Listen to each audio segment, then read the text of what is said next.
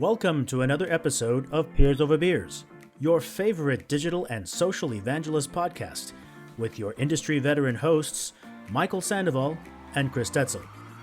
This podcast starts now.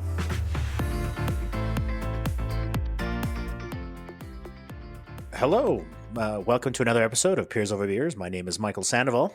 And I'm Chris Detzel. Well, hello, Chris. How are you? I'm good. This is later than usual, isn't it? Well, it is. It's actually maybe Peers Over Beers. However, I don't see any beers in your hand. I don't have and one. not yet. Yeah, and I'm still kind of, well, I'm on my break. We'll just put it that way because I still have another hour of work to do. But Okay. we'll just do this. We'll just, as you know, as it is. Yeah, I've been working all day myself, and I'm pretty much done. I mean, it's what 5:30 something my time. So it's a new year, and things have started off with a bang. If you think about it, with the new president coming in and the old president causing some craziness. So talk about a crazy week. you think it can't get any crazier, and it does. No. I mean, it's terrible because people lost their lives and it's ugly. Yeah. But of course, when things were happening, I was at the office, and then my phone is buzzing, and I pick it up and look at it, and I just see, are you watching the news? And I have the YouTube app, and I pick it up and watch the TV live, and I could not stop watching it. It's like it's part train wreck, Yeah. and then just part disgust. I was just like, what the hell? Yeah, and what's crazy about it is just who actually incited all that, and pushed for it. It was crazy. Oh yeah, then that's kind of clear. But I was thinking, it's just day 6 of the new year, man. I don't think my heart can take this. I think things will be a bit calmer from a president standpoint very soon. So a couple of weeks, I think, will be good. But I would say it's our first time we get to our first time we get to chat after the Christmas holiday break. And Yeah. did you get any good toys or?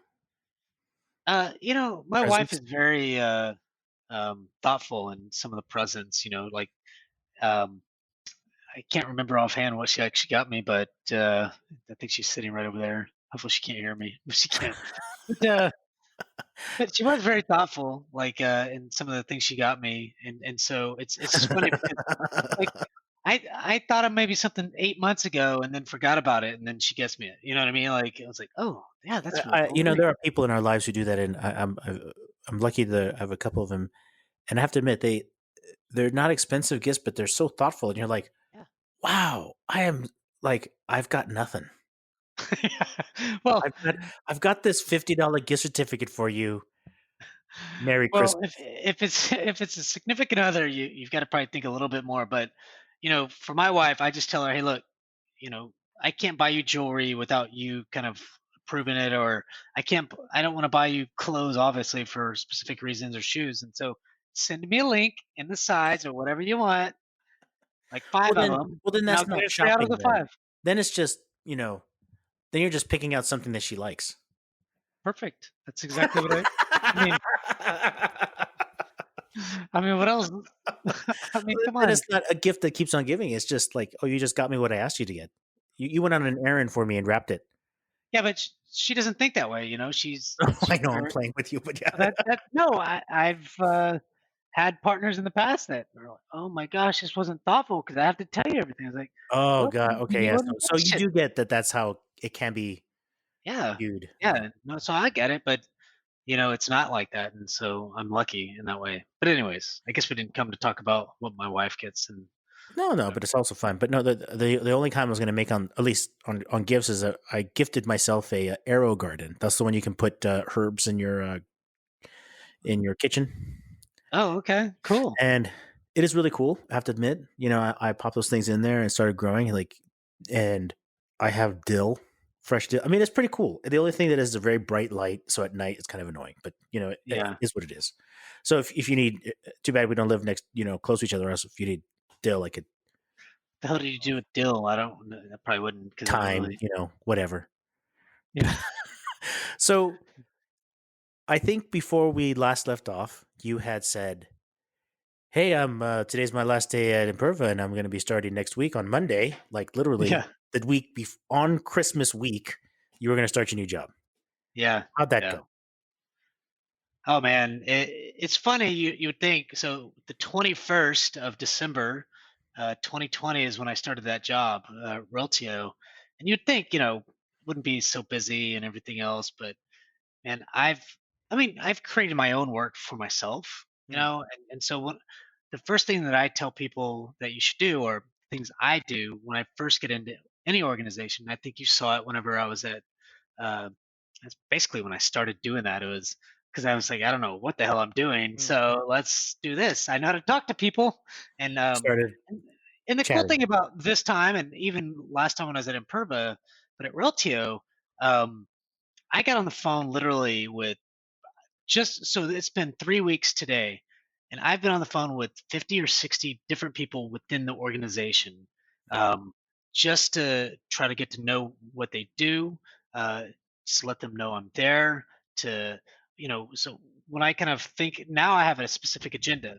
So when you build a community, and because I don't get to travel anywhere, which that kind of sucks, right? Because now everything's like this, Yeah, video it's virtual. conference and everything else. And so one is, I'm also trying to find my opportunities to where I can get in front of crowds and people, to present different things. And so um, I look for those people. I look for the content experts. Like, who are my experts? Who can I go start going to? Because I know right off that I'm going to start wanting to build some community blogs, some deep content stuff. Uh, and so I want to get them on the phone, talk about some specific things, record it, and all these things. And so I'm looking for those kind of people. I'm looking for people that are excited about community, that are kind of my sponsors. You know what I mean? Like um, the of course the CEO is a sponsor, but who else is what is my boss like? What is he thinking? What is his peers like, and what are they thinking about community? And so I pretty much have talked to everybody at that level, my boss's level, which is only one down from the CEO. So, and then it's like, okay, cool, I got that. Now I need to go deeper into the organization to really understand the technology, to understand who my experts are in certain areas. I even have to try to figure out this product that I don't know anything about, learning that. And then the back end technology stuff. And so, Sorry, I didn't interrupt you. I was gonna. Well, that's kind of going to be one of my first questions was around. Uh, help us understand a little bit of what the company does.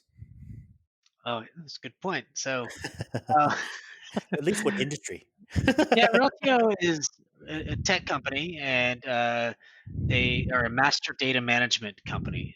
So they can, so basically, um, and I'm not completely wrong here, so but bear with me as I kind of, I'm figuring it out myself. But as I kind of understand it, uh, Reltio can really take large amounts of data, let's say within a company. So let's say a really big company like Boeing or whoever. Hmm. And so they have these business systems everywhere.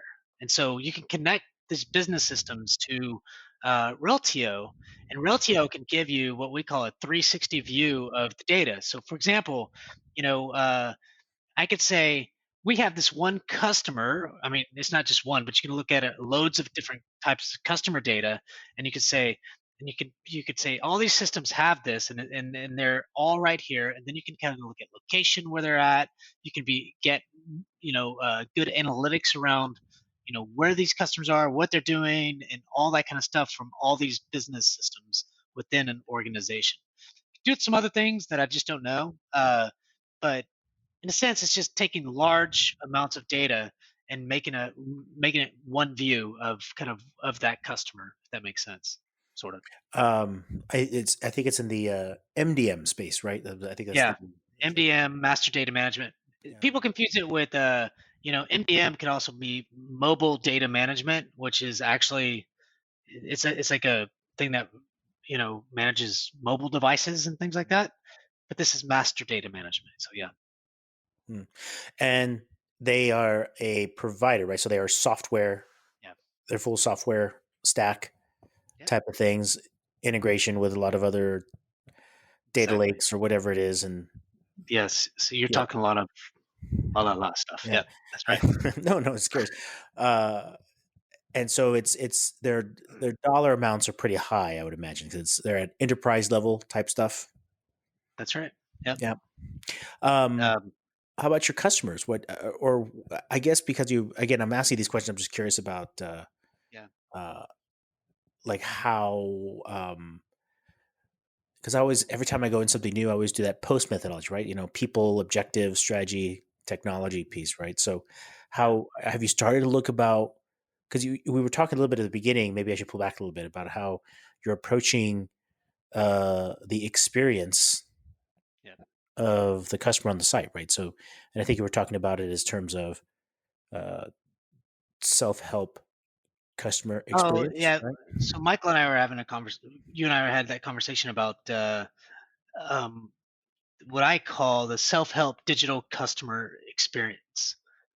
Sorry, and what that means is, you know, in as software companies, customers or partners or whatever have issues sometimes, or they look for documentation, or they're just finding help basically online within these business, for our products. So it's not just us; it's every single software company out there. So you could have like a case management system, something like a Zendesk, or documentation um, site that's another technology. Could be like a Zoom in, and then you have community like a Higher Logic, and then you have an academy or training site like a I don't know. I forget what the training, the LMSs are, but you have an LMS, and then, you could have an ideation platform like AHA or something like that. And then none of those, in some cases, aren't even connected to each other to do SSO or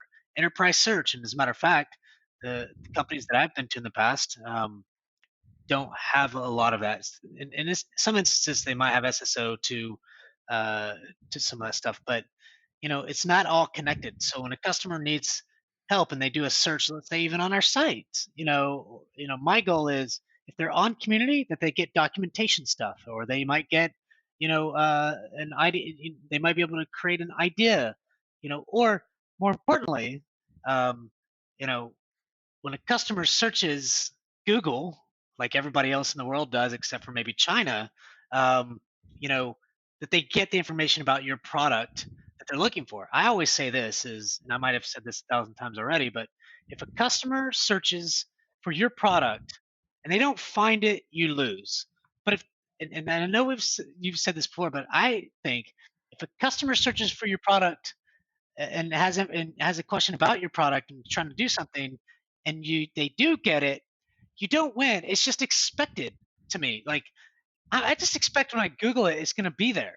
Now, over time, maybe they start trusting it. They start seeing it. Customers start seeing it, and then they come and maybe create a login and those kinds of things. But um, I just believe that creating a self-help digital customer experience is key. The hard part about that, because here's what happens, and you tell me if I'm wrong, but you have this department like product management doing their own thing. They're trying to solve one problem, and then support has their own problem that they're trying to solve. Community has their problem that they're trying to solve. Training's trying to solve a problem, but nobody thinks about the self-help digital customer experience until there's 10 systems out there. They're just doing their own thing, And I'm like, nobody's there thinking about that. Why? Yeah, it's interesting. We're all human beings, right? We all Yeah. have the things we want to go off and be successful at doing. I think what's at least in my career, what has been very interesting, and I've mentioned this before, uh, even to some of my interviews and my bosses, and like, is that what makes the web difficult in our careers is that it is the one place in which the two parties will meet and will expose the weakest of your business processes. So the two parties being customer and uh, company, employees pretty much, and exposing the weakest. So if you don't have a good pricing system or it's on a separate environment and you're trying to integrate that with an inventory system and it may be on the backside manual, there is no way you're going to be able to get that onto the website in an efficient way. Right. And so the web just exposes the underlying problems. So without it, yeah, everybody kind of rides in their own swim lane. They're just doing their thing, and not until they have to come to the website. That's probably why Yeah, you and have separate SSOs and separate experiences, because they've all had to run their businesses separately. yeah, and it's look, it's not just one company. It's just it's everywhere. I don't care where you go. I'm sure at the bank you see that all the time, and it's going to even make it harder when you start having the e-commerce stuff and building all that out, right? That Because was a huge thing. I think I'd start off telling you that. In fact, I've been thinking about the past 6 months and kind of like I always like to be reflective and think about top two highlights, top two lowlights. And I don't like to say lowlights. I kind of say areas of opportunity, whatever, right? It's something that fair makes it enough. sound like, and it's funny because I say top two highlights. And then I kind of make this long word of like, things we could have done better, but didn't because we had other things to do and didn't really work. But I'm not going to say they're bad because that makes somebody feel bad. Anyway, uh, one of the items on the list was, I don't know if it's a low light, but it's I can't really help it, but it is going to be a downward, it's a what's it called? It's a downward pull effect, Yeah. which is the Rubik's cube of integrations and the Rubik's cube of infrastructure. And there is not a common language. There is not a common interface. That everything has to somehow get cleansed or reformatted in some way to get dumped into another system. If that other system has some sort of standard open source, I wouldn't say open source, but standard connection. API kind of thing that allows you to Yeah. connect. Otherwise, it's a manual intervention and You might have to do calculating. it. Yeah, but So calculating the number of hours that at labor costs just to maintain those systems is boggles me, right? And that's kind of been low light. That's kind of the thing and I say that as a low light, not kind of like as a not necessarily something I could have done, but it is like this is the place we have to go solve first because there's makes it very difficult for us to accelerate if the basic foundation can't be fixed, right? hmm, Um, yeah, and we're going towards that. So there's a lot of big things we're going to be doing this year. One is on we kind of one of the things we've been resolving is pretty much blow it up, right? Which is uh, start from the beginning, and that should tell you something that has been a discussion because that means that the cost and effort of resolving, fixing, integrating, putting something on top or whatever migration is just too much. So it's just better to just to blow it up, take the data. yeah. I mean, you'll take a hit in the beginning. Let's call it hit, but I'm sure it's going to be costly to blow it up and move that data over. That's going to be a big lift. That's my assumption, whatever it is. Yeah, it'll Um, be a big lift. Yeah. but I mean, I agree. The positive is you get to now look at the really nice, cool technologies that can do all the things that you want it to do. That's You know, true. It's just like getting a brand new car. It always smells really nice at exactly. the beginning. The The challenge, challenge though, is, the yeah, challenge go is, ahead. man, let me tell you this. The challenge is I'm hearing some of these project timelines and I'm going, what? Like I hear too things quick like or 14, 15 months. And I go, oh, in internet time, that's an eternity. You know, yeah. I mean, all the content and stuff I can build in 1 year. I mean, yeah, no, it's I'm serious. amazing. There's, you know, again, it's on the financial side. So my understanding is it's this is in the term of we're all in the same water. So But the why is it level is the 14 same for months? everybody. In other You words, know, everybody's in the same boat, if that makes is sense. it So is I mean, I don't know, like I kind of look at that as is it I mean, and why? If I can move faster, I will. You know what I mean? Like, I don't know. yeah, and you know what? This will be my first time doing it in the financial sector, so I will get to learn, and I'll let you know why. I really don't know either. I'm the same way too. I kind of go, really? Is that just an enormous amount of padding, or is it really that? And when I look at the project timelines, the subtask around each one is that much effort. You're going, okay, yeah, okay, I see it. All 18 or Yeah. 17, whatever months of them, I get it. I think we're Okay. the biggest.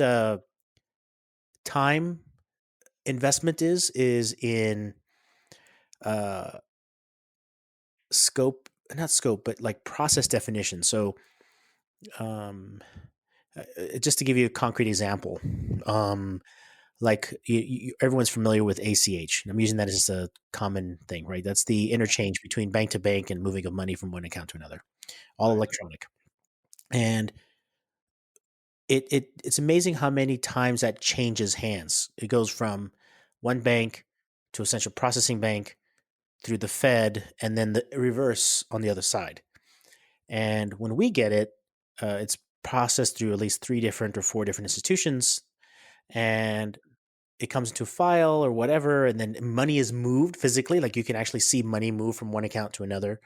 Mhm. Uh, and that has to get incorporated. And then how do we manage that? How do we make sure it goes to the right person's account? What is the auditing trail associated with that, both for employee and for the system? And so I think defining all that is probably what takes a lot of time. Yeah, I could get that. I mean, especially if you're blowing it all up. I mean, Yeah, I can but imagine. here's where I get involved. I'm like, I don't care. That sounds great. So, Y'all what kind of do bill? y'all do that. That sounds like very banky.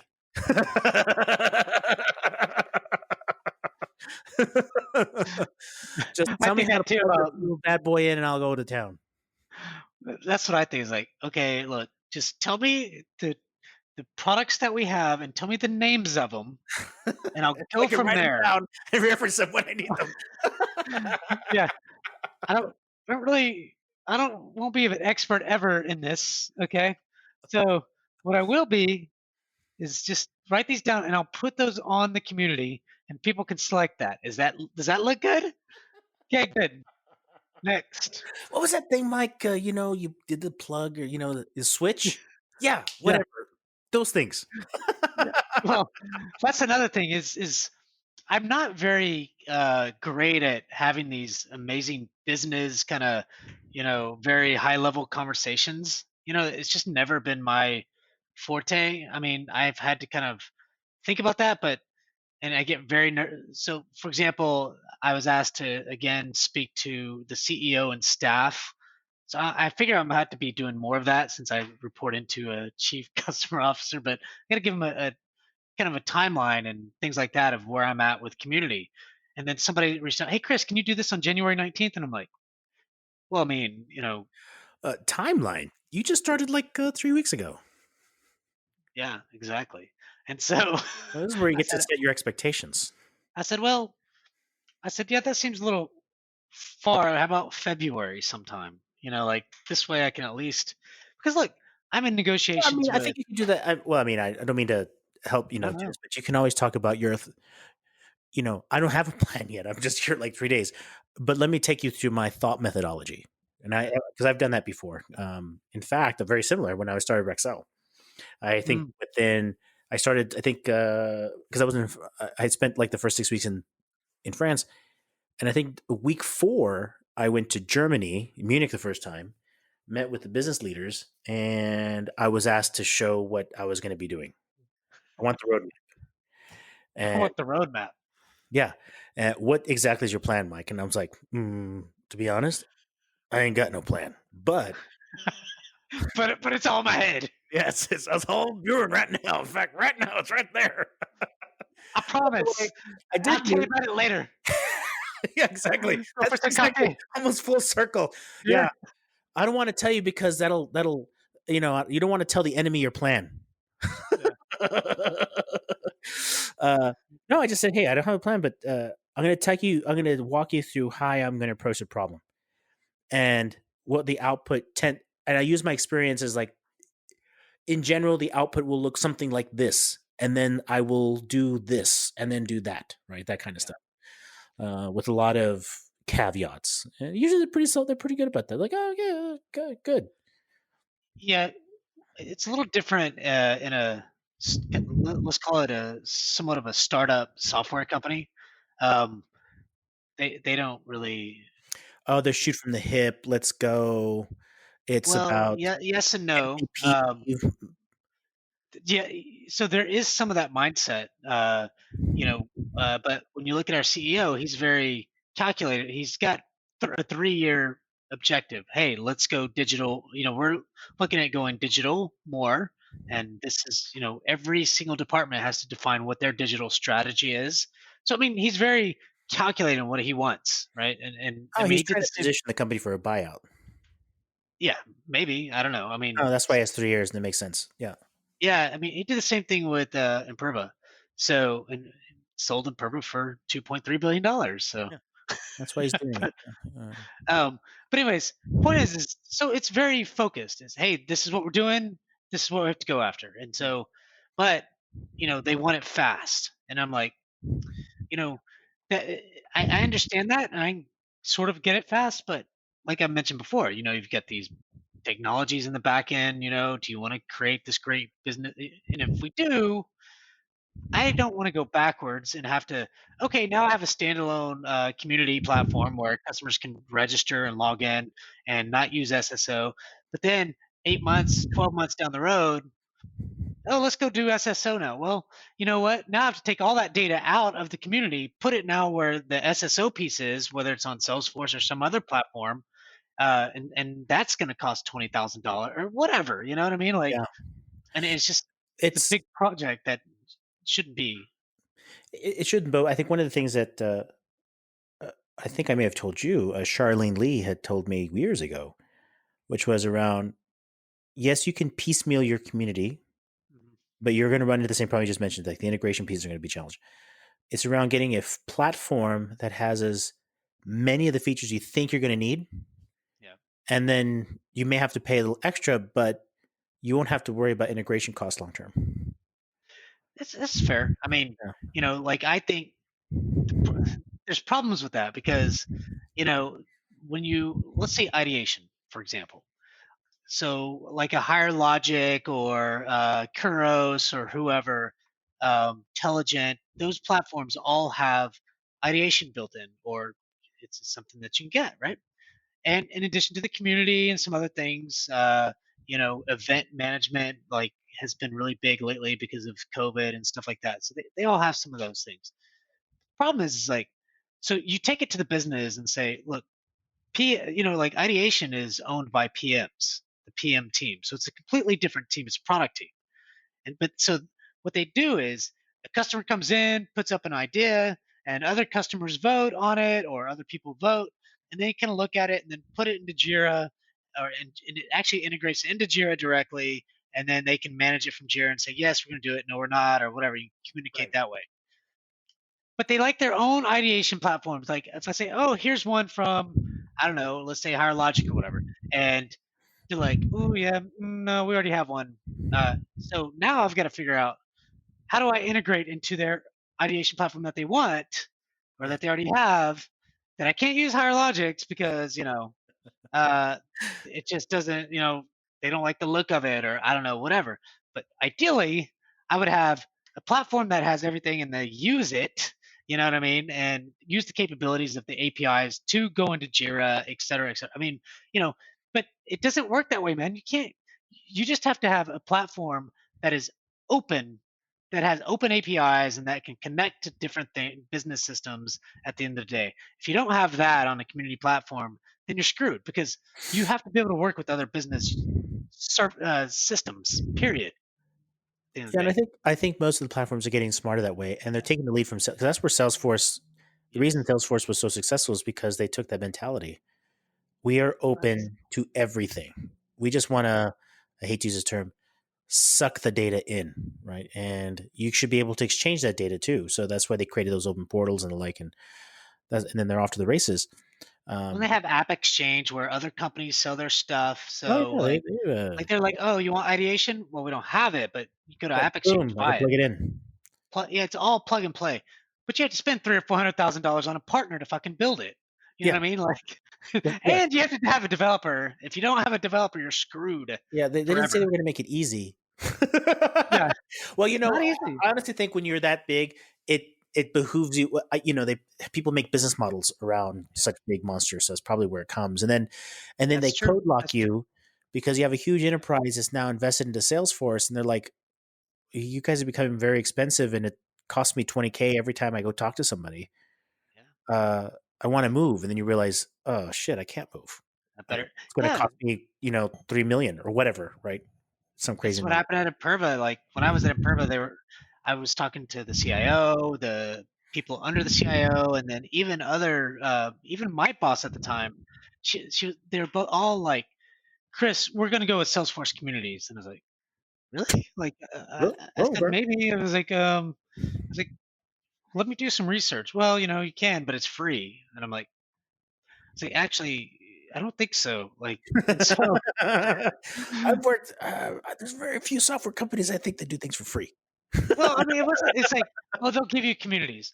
Well, they would give you communities, this blank slate with nothing there, Yeah, and then the right? And I was customization like, costs money, right?